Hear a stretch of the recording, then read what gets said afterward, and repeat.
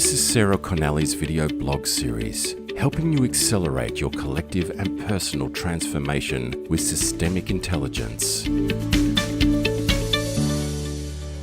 Typically, we go to our usual drawers to look for the choices that we know, understand, make sense, we're comfortable with.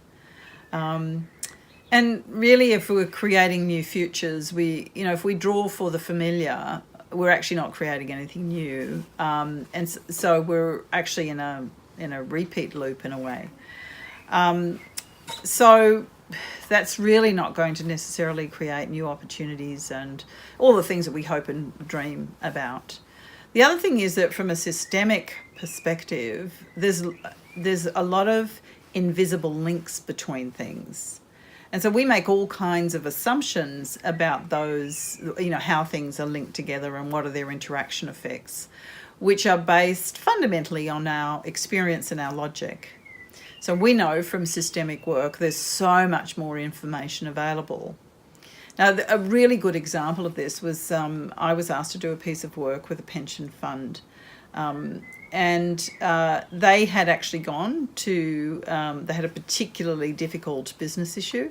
The regulator had changed the way in which they operate. They'd gone to all of the usual very professional services firms to get advice and how they solve this, and every single thing that they tried didn't work. So as a long shot, they decided to come into a systemic piece of work, and we set up the issue and looked at the whole system, and we revealed things that they couldn't see before. Now, here's the interesting thing.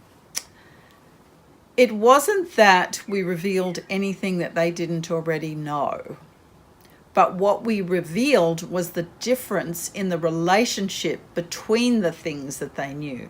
So it's like we revealed all of these invisible lines and connections. When they saw this, it was crystal clear to them what they needed to do and how they needed to resolve their dilemma. They didn't need any consultants or anything to help them. They just got this profound clarity that it's almost as if they'd been approaching it from the wrong angle. And they actually had all of these expanded perspectives. And now they went away, actually, instead of feeling like they had no choices, that they actually had multiple choices. And that meant that they could make choices that were optimizing the business opportunity rather than surviving their difficulty.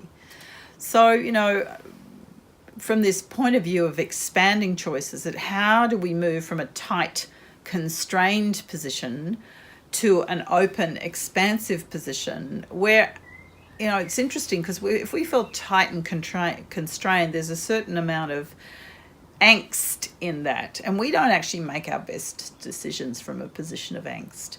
But when it's expanded and open and there's a lot of freedom and a lot of choice, that's when we actually make our best decisions. And so, it's going to provide great leverage more than likely for the business. And that's what happened for them. They got out of what seemed to be an intractable situation they couldn't resolve to a very clear pathway forward for their business.